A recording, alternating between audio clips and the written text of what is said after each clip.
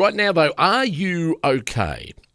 They're probably three of the most powerful and probing words in the English language. Yesterday was National Are You OK Day. It was the day to ask that simple question to anyone you know who you suspect may be struggling with the cut and thrust of everyday life. But at the moment, if you live in the South Burnett, you might be getting a knock on your door from a friendly person asking you pretty much the same question.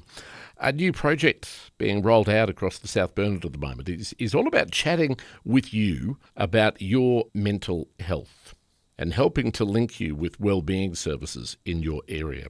The project is called ACDC. It's got nothing to do with loud music or the band.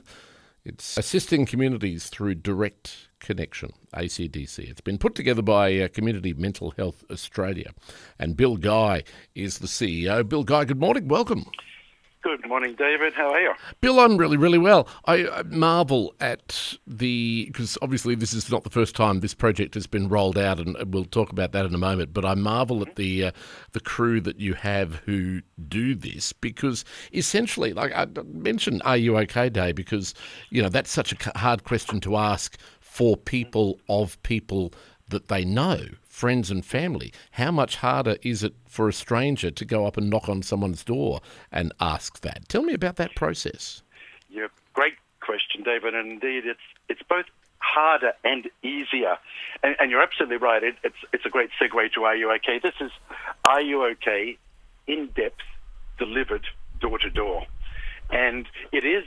And we've got a great team there at the moment. Our local delivery partner is an organisation called Each, and the team on the ground, Natty, Kochiri and Norman, are brilliant people.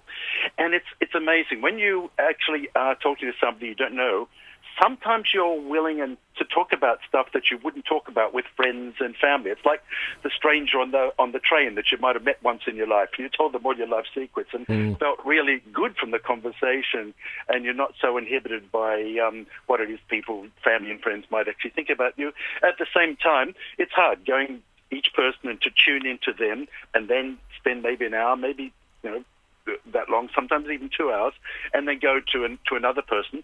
We had to, the people are chosen carefully.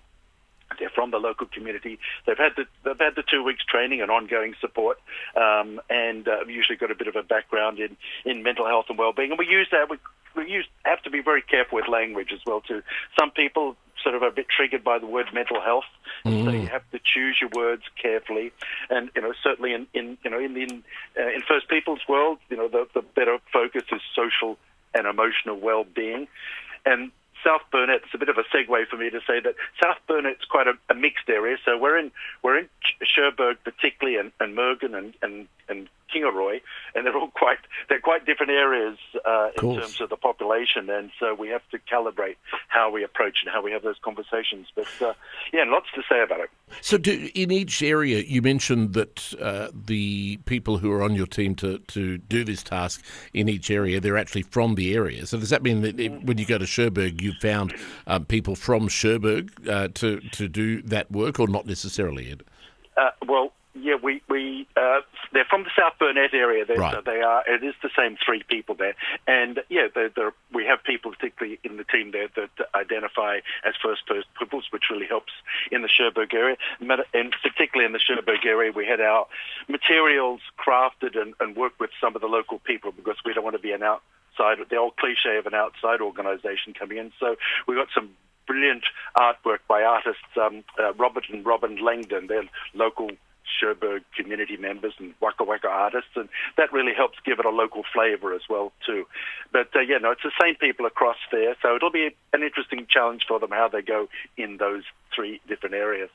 I don't want to harp on about how difficult that task must be. Don't get me wrong, but just one last question on that. I think you made that really good point that you're right. Once that initial question has been asked and the conversation started, you're right. It's absolutely a lot easier for someone to bare their soul, so to speak, to someone they don't know for the reasons you mentioned. But I can't help thinking that initially, do your volunteers, your community connectors, do they face the same problem that I think people who like telemarketers have, and I'm not putting them on the same level, but people like to think that they'll have these conversations on their terms. You know, if they want to, they will go in and see someone and start that conversation, whereas you're sort of taking the conversation to them. How hard is it to sort of get over that initial, well, I wasn't expecting to be talking about this at this time, you know? Yes. No, great point. And the first 5 seconds are really important. So usually our opening line, because somebody knocks the door, not everybody's at home, of course, and but the opening line is usually very brief introduction of who you are, because you've got a stranger standing at the door. Mind you, there's 2 people, male, female. They've got a T-shirt that identifies them, an identity badge. So there's a little bit of a sense of who people are. And we're, in a sentence, what we're doing, going into the local neighbourhood, just checking on how people are on wellbeing. And then we usually follow up, don't worry, we're not selling anything. We're not from a religious organisation, and we're not after your vote. And people relax a little bit at that point there. You want to get that out really quickly, don't you? You've got to get that one out really, really quickly. And surprisingly, and partly attests to the quality of the people connectors and the training, we've had of the tens of thousands of homes we've been to right across Australia. I could talk about that. We've had like 1 or 2, you know, I won't use the rude word, but the rude word to go away. And really vast majority of people have been really keen and actually slightly pleased, if not flattered, that somebody's come to all the trouble to come to their door just to find out how I am and how my well-being is. It's kind of like, well, nobody does that. That's really cool. And that's been the more common response. Certainly some people are busy. They've got to take the kids off. They're going to do the shopping. They're about to do a Zoom meeting sometimes, and that's fine. But I think probably the underlying secret here is that, and this is one of our core principles, was we've got zero agenda here. We're not trying to get people to do anything. We're just there to listen, and maybe if people are interested, give them some information in terms of some bits of paper and a fridge magnet that gives them a list of the local mental health and wellbeing services that they might want to take advantage of. But I think that's key. People are very good at sort of telling whether you've got an agenda. Absolutely. And we've been really strict on this. We don't, even when we contract services, we don't want you to be selling your services. You, by all means, inform people about what your organisation might do, but you need to be fair and balanced with all the other supports out there. But also, too, we're mapping where the gaps are too. That's an important part of this project, David. Finding out how people are, and as we've discussed before, there is a lot of distress out there, and it's not a pretty picture when you get to, there's a lot of people in stress. A lot of lonely people feeling the financial pressures, of course, housing pressures, relationship, family, all those things are very, very, and there's depression and anxiety, to use the more kind of conventional mental health words there. But really, people do need that help, or we really need to reach out, and where we can, connect people up to services and supports, but also map where the gaps are so we can report that back up to those that do the planning and the thinking about what sort of things do we need particularly in the South Burnett community and its sub-regions. That's terrific. So it's got that immediate effect of, you're there to listen. You can refer them, or at least give them contact details for organisations and people that they perhaps didn't know were at their disposal. But in the long run, you're also gathering information that will improve the whole region. I'm curious, though, for this service to be truly authentic, and I believe that it is, logistically it must be challenging, because to be really authentic, the sort of things you're asking people about, you have to be, or your volunteers have to be prepared to stay there for as long as that person wants to talk within reason. Does that make it logistically challenging to be sort of relatively open-ended in how long the whole area might take? Yeah, it is. I mean, we're lucky that we've got a reasonably good grant for this process, and the reason for that is that it's as people have said to us, it's a quality project. You need to go depth. It's not a quick wham bam thank you ma'am survey. It's actually taking time, and I don't know what the longest time we've ever spent with somebody over there, but and indeed sometimes we've had to help people in distress and involved actually the police. We've found some very difficult circumstances in some parts of Australia. I think we've found a couple of dead bodies in a couple of places as well too, which is sad that we were the ones that had to discover it through the window and door. Don't mean to freak people out by that, but it is when you go to 80,000 houses, you will find that just statistically. Inevitably, And so, I think you're right. It does. And you don't want to rush it as well too, because sometimes it takes time for people to open up. If you just go there and throw a few survey questions at people, not to criticise the AEBS and other services where they get their data on, but they're pretty quick and sometimes over the phone very quick.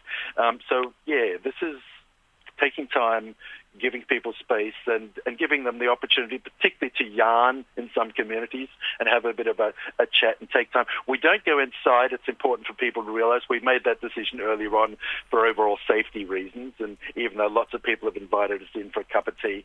So we do stay at the door, and if somebody is a bit frail, maybe they might bring up a chair and have a seat there. Right. And so certainly our people connectors are getting fit in this process by walking and standing. See, everybody wins. Really, it works on so many levels, doesn't it? Yeah, it does. We're thinking of calling it the ACDC fitness program. Yes, that's right.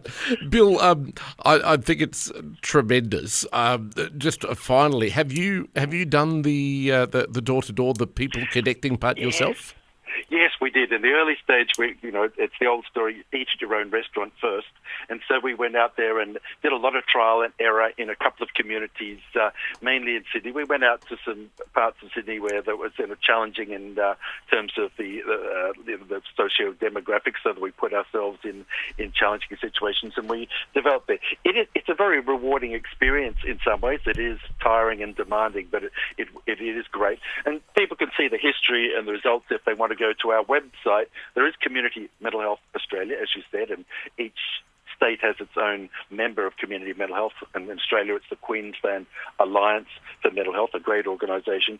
But the details of this project you can see if you go to our website, which is acdc.org.au. And that's got lots of stuff, including our big, huge research for those that like facts and research.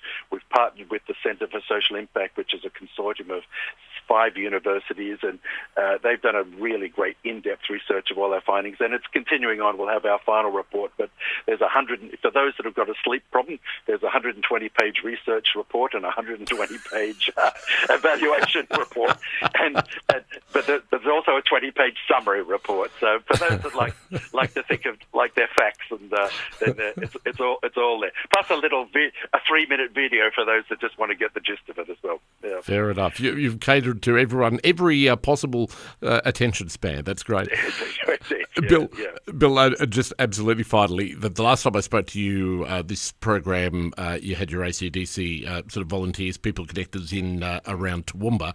This time it's the towns you mentioned in the South Burnett. Do you sort of have a gradual rollout depending on funding, or are they more targeted as to where you go? Yeah, we did a national, what they call EOI, expression of interest process, and put it out there right across the country. We had a large number of organisations apply because we are able to pay for this. And the people connectors are remunerated. They've got to be transparent on this. They're not volunteers. It'd be a bit much to expect people to do this voluntarily 6 months full time. Of course. So we're again, I have to thank our funder, the Department of Social Services, ultimately for this fine funding. But yes, there was a fair process, transparent process, and gradually we'll put the pieces together in our final report. It is the case that areas in different parts of Australia are very unique and different, which is not rocket science for me to say that, but also there's some overall pictures emerging, which of course I could talk about, but it would take us down a rabbit hole. And we've got the project going for at least another year or so, but we're really hoping for an extension. This process, what we don't want to see is in 2 years' time, a report sitting up on the shelf and somebody goes, oh, that was a really good project, wasn't it? ACDC. Yeah. Whatever happened to that? So too many government projects and pilot projects and services begin and end. This process that we call proactive outreach, going to the people, not waiting for them to come to us, getting over the hump that people have about going to seek help, which most people don't get over. We need to make sure that we can embody that. So anybody listening that knows any way we can actually seek to extend this through government funding, obviously, is the channel. At any level of government, we're really keen to talk. Well, Bill, a pleasure to have a chat to you. As I said, I think it's a tremendous program, so no doubt we will talk again, but great to chat this morning. Thank you, David. Really appreciate your interest. Thank you so much. Thank you. All the best. Bill Guy there. He's the CEO of Community Mental Health Australia, that project called ACDC, Assisting Communities Through Direct Connections. So if you hear the knock on your door this weekend or any time over the next little while down in the South Burnett, it'll probably be just a friendly face simply asking, are you okay? And that's all they want to know, and there's a conversation to be had there that you really should be a part of. And if you want to find out more information, check out the ACDC website. 9:23 on ABC, Southern Queensland. David Iliff with you.